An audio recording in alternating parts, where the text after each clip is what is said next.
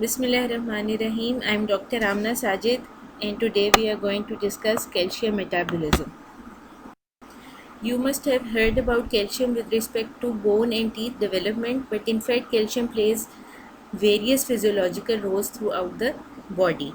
In fact, it is the most abundant mineral in the body, and about 99% of the total body calcium is stored in the bones, whereas 0.1% of total body calcium is present in the extracellular fluid, and 1% of the total body calcium is present in the cells and their organelles. So the major reserve of calcium is present inside the bones, and inside the bones calcium is present in the matrix of the bones in a form that is not easily mobilizable. Only 0.4 to 1% of the total calcium stores in the bones are exchangeable calcium ions, which are present in combination with anions in such a form that they can be easily mobilized from the bone, and this exchangeable calcium fraction inside the bone is in equilibrium with the calcium ions present in the extracellular fluid, and this exchangeable calcium fraction of the bone, it is mainly responsible for buffering calcium ion changes in the ECF, which are due to transient excess or deficiency of calcium. This means that if there are temporary changes in the plasma concentration of calcium ions, then that transient change is buffered by means of exchangeable calcium fraction of the bone. For example, if the calcium ion concentration in the ECF is increased suddenly, then after some time the ECF calcium ion concentration will come back to normal, and this is because most of those calcium ions will enter the bone and will be deposited there in the form of exchangeable calcium ions. Similarly, if calcium ion concentration in the ECF is suddenly decreased, then after some time the concentration will become normal again, and this will be because of mobilization of calcium from the exchangeable calcium fraction of the bone into the ECF. So, in summary, this exchangeable calcium fraction of the bones, it is responsible for buffering any sudden changes or any sudden transient changes in the concentration of calcium ions inside the extracellular fluid, because this fraction is in equilibrium with calcium ions that are found in the ECF. Now, calcium inside the plasma is present in three forms: non-diffusible form, diffusible non-ionized form, and diffusible ionized form. So what is the difference between non-diffusible and diffusible forms of calcium inside the plasma? As the name indicates, non-diffusible calcium will not be able to diffuse through the capillary membrane. The diffusible forms will be able to diffuse freely across the capillary membrane.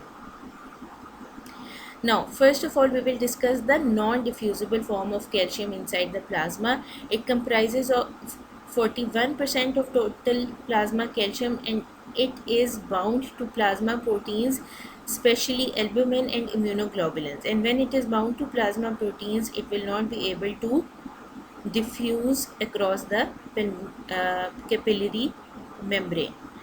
And if the plasma protein concentration is decreased due to any reason, for example, if albumin concentration is decreased in case of hepatic disorder or nephrotic syndrome or severe malnutrition, then in that case this form of calcium inside the plasma will decrease.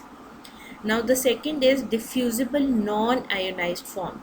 It comprises of 9% of total plasma calcium, and it cannot diffuse freely across the capillary membrane, and it is non-ionized form because it is present in combination with anions such as citrate and phosphate, and in these forms it cannot be dissociated or ionized easily. That is why it is known as non-ionized form. Now the third form of calcium, and perhaps the most important form of calcium inside the plasma is diffusible ionized form, which is not which only diffusible, which means that it can freely diffuse across the uh, capillary membrane, but it is present as free ions, and these free calcium ions, they are responsible for all the physiological roles that calcium plays inside the body. In other words, we can say that this form of calcium is the physiologically active form of calcium, and it comprises of 50% of total plasma calcium, of half of the total plasma calcium concentration in. The main source of calcium for us is dietary sources of calcium, and important dietary sources of calcium are milk and milk products, and calcium is also present in eggs, leafy vegetables, and hard drinking water. Now we will discuss some of the major functions of calcium in our body. Calcium salts take part in bone and tooth development, and deficient supply of calcium leads to rickets in children and osteomalacia in adults, and it increases incidence of osteoporosis in old age. Now you must have learned about rickets and osteomalacia while studying vitamin D, therefore I am not going to go into much detail, but you need to remember that rickets in children and osteomalacia in adults, they can be a result of either vitamin D or calcium deficiency, and vitamin D deficiency also leads to calcium deficiency, and they lead to rickets in children and osteomalacia in adults. Now, deficient supply of calcium also increases the risk of osteoporosis in old age. Now, osteoporosis means porous bone, and this condition develops in old age due to many reasons, but one of the reasons is also deficient supply of calcium, which leads to very small reserves of calcium inside the bones. And in osteoporosis, there is significant loss of bone tissue, leading to brittle and fragile bones which fracture very easily even on minor trauma. For example, patients suffering from osteoporosis, they suffer from fractures even after minor falls, and even in severe cases, fractures of ribs can occur on sneezing. So osteoporosis is a very harmful condition in old age, and we will discuss it in a bit more detail later as well. Now, calcium ions are also required for coagulation, because different steps of the coagulation cascade, they require calcium ions, and without calcium, the process of coagulation, whether through intrinsic mechanism or extrinsic mechanism, it cannot progress. So calcium ions are absolutely essential for blood clotting. Now, calcium ions also regulate membrane permeability and therefore control the excitability of nerves, and we will discuss this point later in detail as well when we will be studying hypocalcemia and hypercalcemia. So this is a picture of a child who is suffering from rickets, and these are some of the major features of the skeleton of children that are suffering from rickets. And rickets, as you know, results from deficient calcium supply in childhood.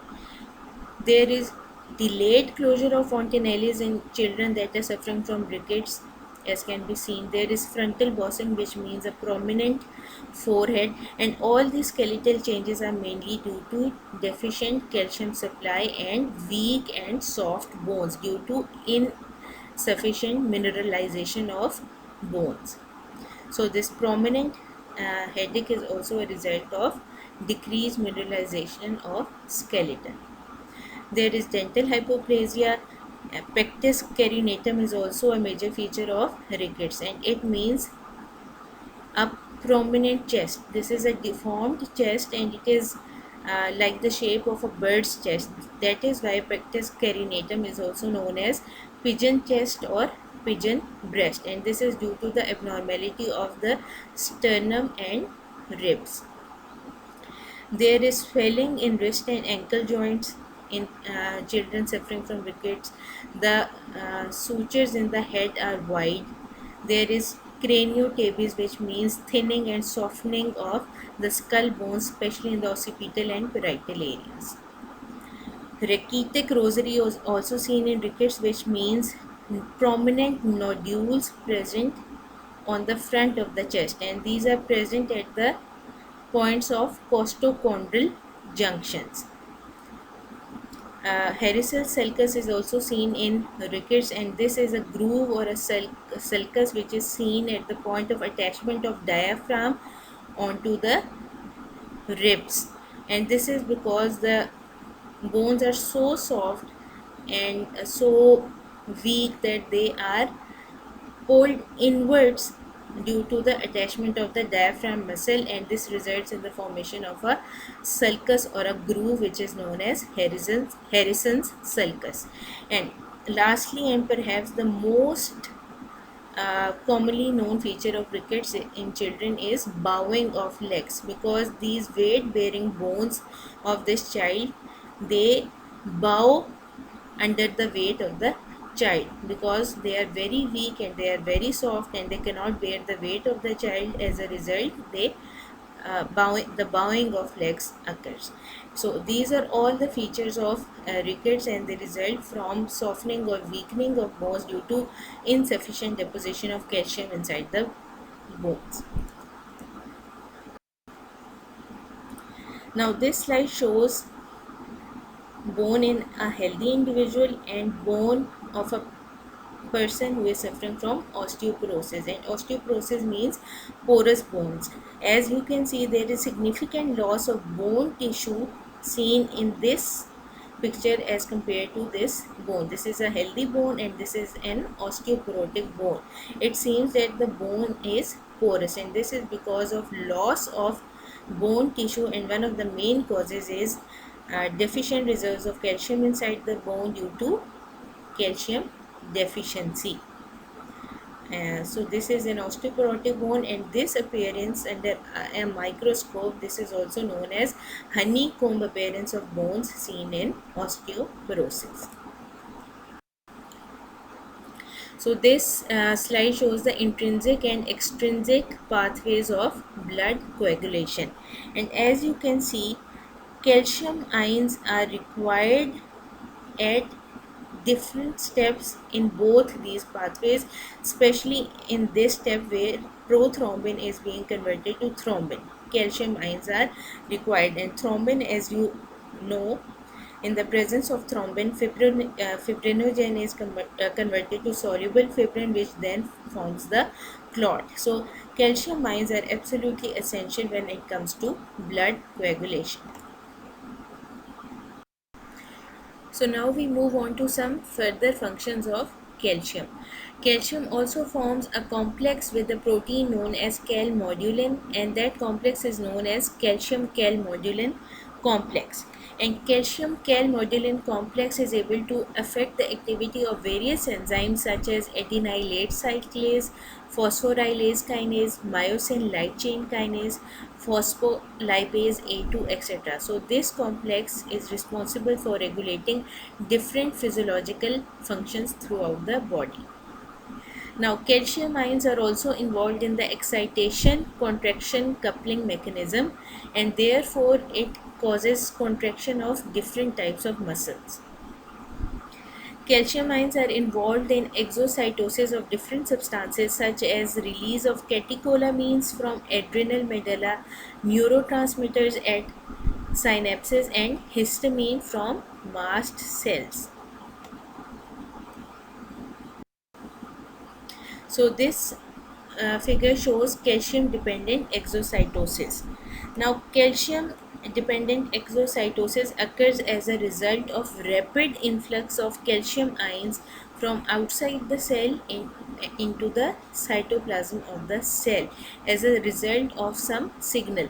So this cell in which exocytosis of some substance is going to occur, this cell receives a signal, as a result of which there is rapid influx of calcium ions from outside into the cytoplasm of the cell, and this causes rapid increase in intracellular calcium concentration, and this rapid increase in intracellular calcium concentration is coupled with exocytosis, in which some substance, which can be a neurotransmitter or histamine or a hormone, this substance is enclosed inside vesicles.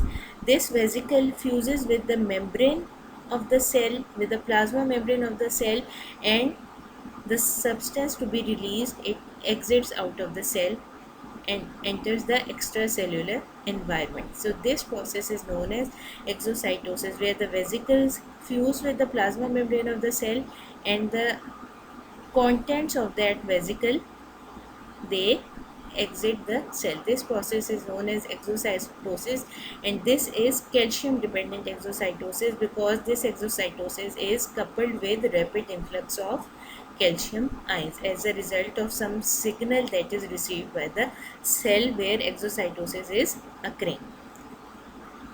So calcium ions are also involved in calcium dependent exocytosis, and this is a very important function of calcium ions, because calcium dependent exocytosis is associated with the release of different neurotransmitters, hormones and histamine from mast cells.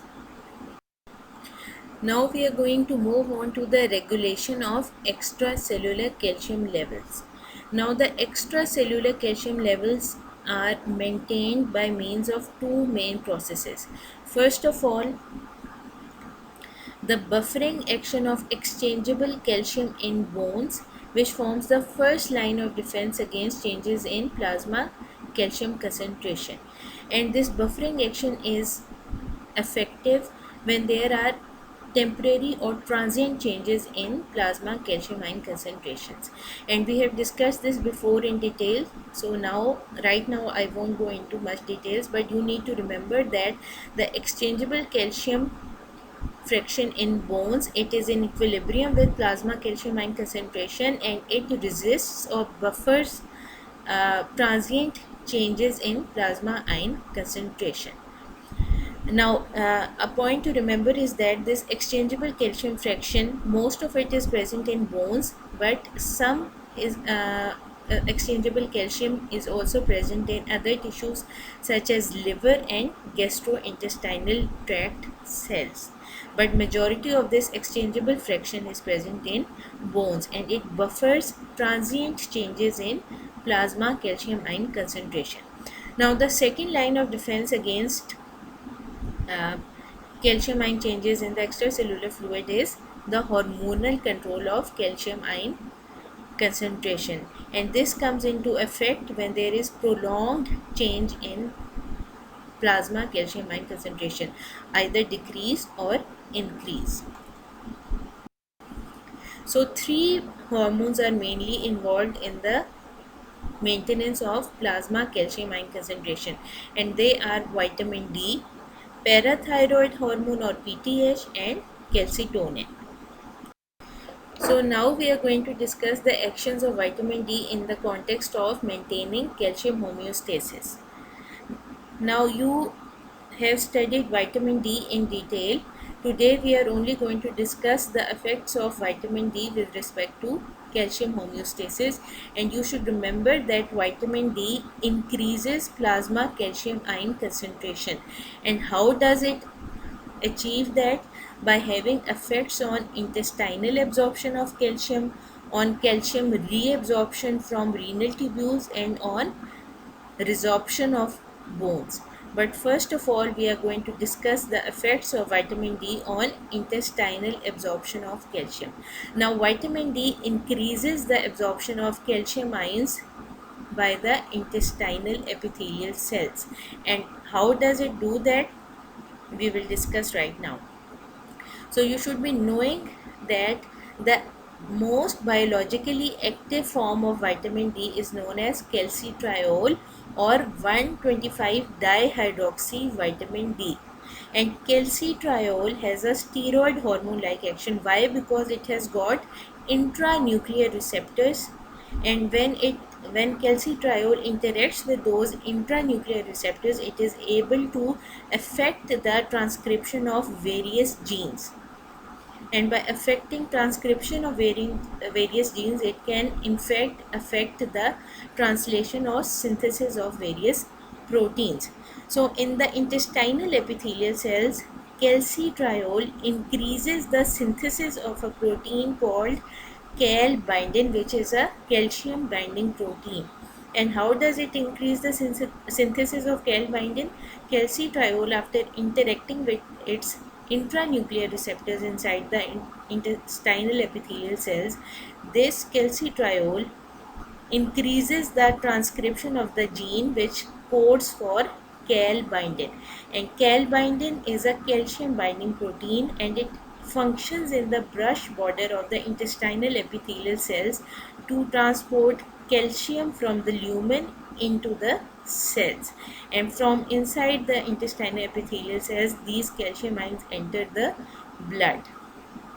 So by increasing the synthesis of calbindin, vitamin D is in fact increasing the absorption of calcium ions in the intestinal epithelial cells, and the rate of calcium absorption is directly proportional to the quantity of calbindin. So greater the quantity of calbindin, greater would be the absorption of calcium from intestinal epithelial cells.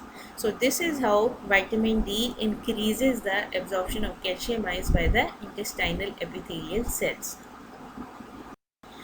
So another effect through which vitamin D increases calcium ion concentration in the blood is that it increases calcium reabsorption by the renal tubular cells. In this way, excretion of calcium in the urine is reduced, and plasma calcium concentration is increased. So what are the effects of vitamin D on bone resorption? In normal quantities, vitamin D directly doesn't have any effect on bone resorption, but if vitamin D is administered in very high doses, it can cause bone resorption. But what does it actually do? In normal concentrations, vitamin D potentiates the effect of parathyroid hormone in resorption of bone, and in absence of vitamin D, the bone resorptive effects of PTH is greatly reduced.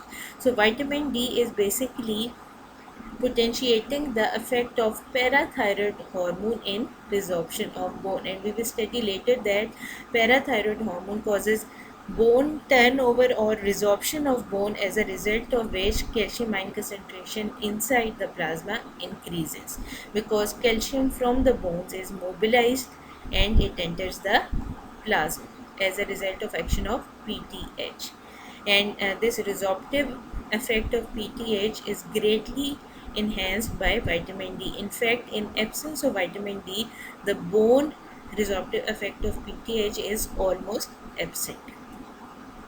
So by these three effects, by having effects on intestinal absorption of calcium, by having effects on calcium reabsorption in the renal tubules, and by having effects on bone resorptive activity of parathyroid hormone, vitamin D is able to increase the plasma calcium concentration.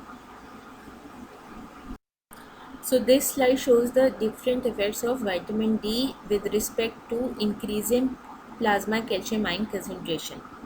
As you know, vitamin D is hydroxylated at position 25 inside the liver, converting vitamin D into 25 hydroxy vitamin D. And this 25 hydroxy vitamin D undergoes another hydroxylation in the kidneys, resulting in the formation of 125 dihydroxy vitamin D, which is also known as calcitriol, which is the most biologically active form of vitamin D. And this calcitriol increases calcium reabsorption by the renal tubular cells, plus it also increases the synthesis of cal binding inside the intestinal epithelial cells, and calbindin binds calcium and transports it from the intestinal lumen into the intestinal cells, and from there calcium enters the blood. So vitamin D ultimately results in increased absorption of calcium from the intestinal epithelial cells. Another effect of calcitriol is that it potentiates the effect of parathyroid hormone in the resorption of bone. So vitamin D indirectly causes increased bone turnover and increased mobilization of calcium from the bones into the extracellular fluid. So by having effects on kidneys, intestines and bones, vitamin D is able to increase the plasma concentration of calcium ions. Now we move on to parathyroid hormone and its effect on calcium homeostasis. Now parathyroid hormone is secreted by parathyroid glands located on the posterior part of the thyroid gland in the neck, and there are four parathyroid glands present at the back of the thyroid gland in the neck. And parathyroid hormone secretion by the parathyroid glands is activated by low plasma calcium ion concentration. So whenever calcium concentration in the plasma decreases, it causes secretion of parathyroid hormone or PTH from the parathyroid glands. And parathyroid hormone, just like vitamin D, serves to increase the plasma concentration of calcium ions. So how does parathyroid hormone cause increase in plasma calcium ion concentration? This figure shows the different effects parathyroid hormone has on different organs, and those effects result in increased plasma calcium ion concentration. So as you can see, decrease in the level of calcium ions inside the plasma trigger parathyroid hormone or PTH secretion from these four parathyroid glands that are located on the posterior surface of thyroid gland in the neck. And this PTH is going to have four major effects. First of all, it increases the osteoclastic activity in bones, and as a result of increased activity of osteoclast, bone resorption or bone turnover increases. So more calcium is mobilized from the bones into the extracellular fluid, and the plasma calcium ion concentration increases. PTH also has two major effects on kidneys. First of all, it causes increased calcium reabsorption by the renal tubular cells, and therefore reduces the loss of calcium in urine, and this results in increased plasma calcium ion concentration. Moreover, PTH also increases the activity of 1-alpha hydroxylase enzyme inside the kidneys, and this enzyme is responsible for converting 25 hydroxy vitamin D to 125 hydroxy vitamin D, which is the most active form of vitamin D and is also known as calcitriol. And this calcitriol is going to increase the synthesis of calbindin inside the intestinal cells, which will increase the calcium absorption from intestinal epithelial cells. Moreover, PTH itself directly increases the absorption of calcium ions from the intestinal epithelial cells as well. So how does PTH increase plasma calcium ion concentration? By increasing mobilization of calcium ions from the bones into the extracellular fluid, which increases plasma calcium ion concentration. Secondly, it reduces calcium ion excretion in the urine, resulting in increased plasma calcium ion concentration. It also increases the formation of 125 dihydroxy vitamin D, which is the active form of vitamin D, and this results in increased absorption of calcium from the intestinal epithelial cells.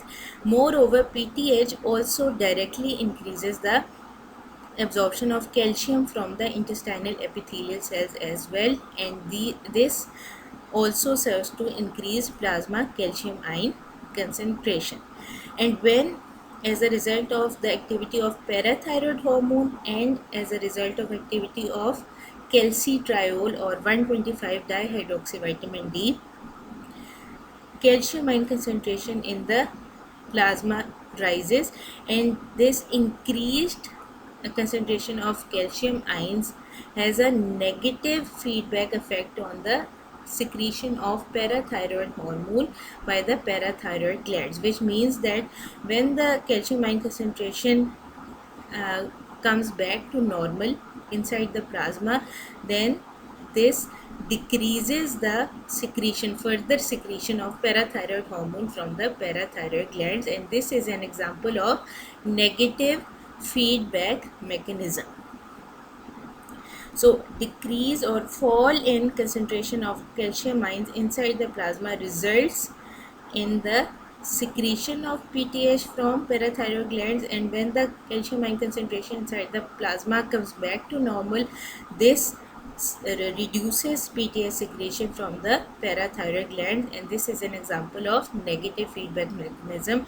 And another important point to remember is that parathyroid hormone is basically responsible for increasing the formation of 25 hydroxyvitamin D to 125 dihydroxyvitamin D, which is the active form of vitamin D. So now we move on to calcitonin. Calcitonin is another hormone which is important in the homeostasis of calcium. Now calcitonin is a peptide hormone which is secreted by thyroid gland, and it has effects opposite to those of parathyroid hormone.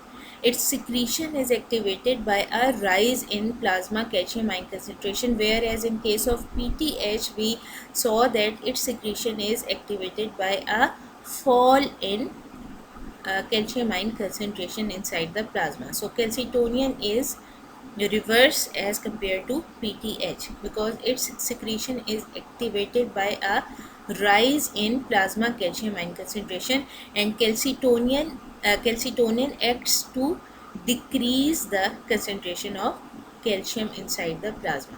So calcitonin reduces the concentration of calcium ions inside the plasma, which is opposite to that of to the effect of PTH on calcium ion concentration. And how does calcitonin decrease concentration of calcium ions? It does so by reducing the resorptive activities of osteoclasts in the bone, and it also decreases the formation of new osteoclasts inside the bones.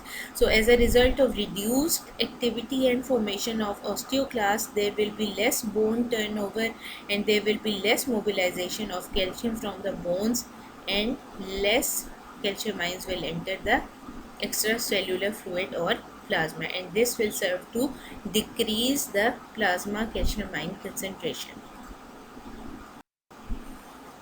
Okay, now we are going to discuss the different factors which affect intestinal absorption of calcium. First of all, how does presence of fatty acids affect absorption of calcium from the intestines? Now fatty acids, if the digestion of fats in the intestines is reduced due to any cause, then there will be fatty acids inside the intestines, and these fatty acids will form insoluble salts with calcium, thus decreasing the absorption of calcium. And same is the effect of anions. If anions are present inside the intestines, such as oxalates, carbonates, sulfates and phosphates, they will also form insoluble salts with calcium, and this will decrease the absorption of calcium from the intestinal cells. Now phytic acid, which is present in whole meal flour or unrefined cereals, this has the same effect because it will form an insoluble salt with calcium, and this will decrease the absorption of calcium from the intestinal cells. So eating whole meal flour and unrefined cereals, it can interfere with the absorption of calcium from our diet. Now gastric HCl increases calcium absorption as calcium salts are more soluble in an acidic medium. So gastric acidity facilitates the absorption of calcium.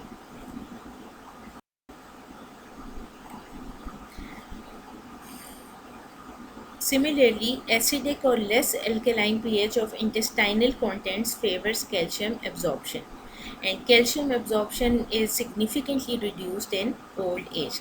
Now, glucocorticoids, which are hormones that are produced in the body, and they can be taken exogenously in the form of drugs for the treatment of various diseases, for example some autoimmune diseases. These substances, they significantly decrease calcium absorption from the intestinal cells, and this has significant effect on the structure of bone. So patients taking glucocorticoids as an exogenous therapy, they have to be very careful with respect to their bone density. Intestinal absorption disorders such as steatorrhea, they reduce calcium absorption. So now we are going to discuss hypocalcemia. Hypocalcemia means a fall in plasma concentration of calcium. And the major causes of hypocalcemia include insufficient calcium intake in the diet, decreased absorption of calcium, and GIT disorders such as steatorrhea, vitamin D deficiency, reduced formation of active form of vitamin D, which can occur in case of hepatic or renal disorders, because 25 hydroxy vitamin D is formed in the liver, whereas 125 hydroxy vitamin D is found in kidneys. So whenever there is hepatic or renal disorder, this will interfere with the formation of calcitriol or 125 dihydroxy vitamin D. Increased loss of calcium in urine is also a cause of hypocalcemia, as can be seen with use of diuretics or renal disorders or renal insufficiency. Endocrinal disorders like hypoparathyroidism and increased calcitonin production also lead to hypocalcemia. Hyperphosphatemia is also associated with hypocalcemia, and decreased serum albumin, which is a plasma protein which binds calcium. This uh, will also lead to hypocalcemia, because when there is decreased availability of serum albumin, then there will be less calcium bound to albumin, and this will result in overall decrease in plasma calcium concentration. And decreased serum albumin can be seen in case of hepatic disorders, nephrotic syndrome, in which proteins, especially albumin, gets lost in the urine, and malnutrition, severe malnutrition. It is also associated with decreased serum albumin levels. So all these causes, they are associated with these are all causes of hypocalcemia. So now we are going to discuss the effects of hypocalcemia. As we discussed earlier, calcium ions are important for maintaining membrane permeability, especially in neurons. So in case of hypocalcemia, nervous system excitability and tetany is seen. And what is meant by tetany? Tetany is basically involuntary muscle contractions. And why does nervous system excitability and tetany occurs in case of hypocalcemia? This is because a fall in calcium ion concentration increases neuronal membrane permeability to sodium ions, which means that sodium ions now easily enter inside the neuronal cells, and this results in initiation of action potentials, because due to influx of sodium ions, depolarization starts to occur in neuronal membranes, and peripheral nerve fibers become so excitable that they start discharging spontaneously in absence of any appropriate signal, and these action potentials, they travel to peripheral skeletal muscles, leading to tetanic or involuntary muscle contractions. And in severe cases, even convulsions can occur, and this neuronal excitability in case of hypocalcemia, it can be lethal because of convulsions or seizures, or because of spontaneous laryngospasm. And this point is very important from your examination point of view, that tetany occurs when plasma calcium concentration falls to 6 mg per per deciliter, and it is usually lethal at about 4 mg per deciliter. So 4 mg per deciliter or below or less concentrations of calcium ions in the plasma, that is very dangerous, as they can be lethal. These two pictures shows carpopedal spasm.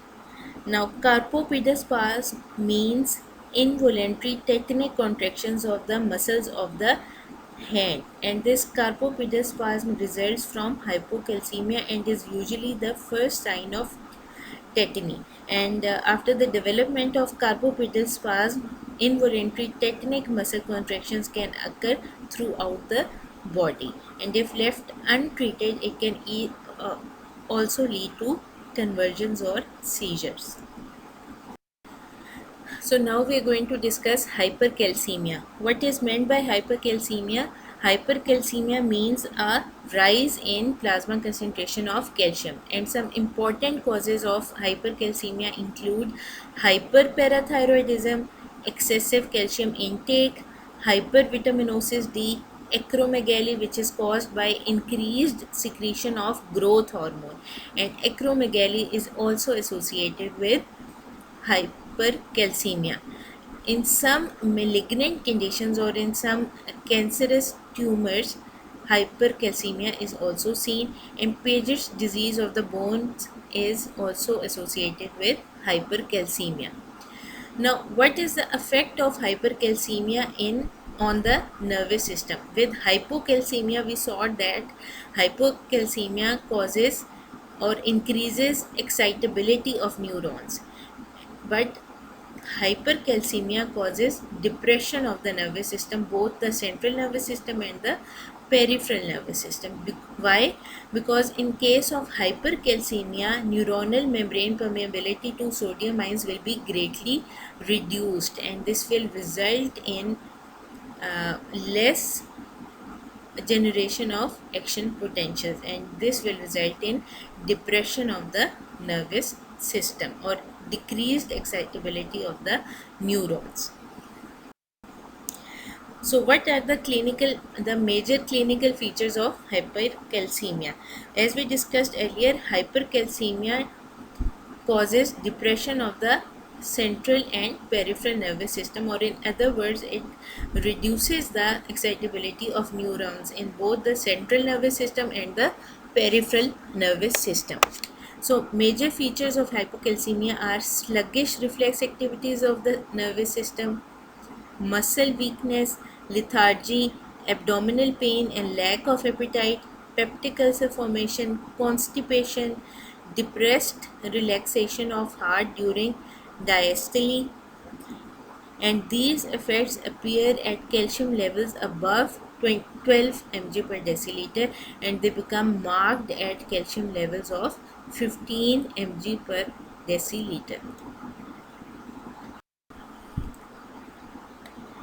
And at calcium levels greater than 17 mg per deciliter, calcium phosphate crystals begin to precipitate throughout the body. For example, in the alveoli of lungs, in the renal tubules, which are also known as kidney stones, thyroid gland, acid producing area of gastric mucosa, and walls of arteries. And when these calcium phosphate crystals begin to deposit at these sites, they cause significant damage to the local tissue.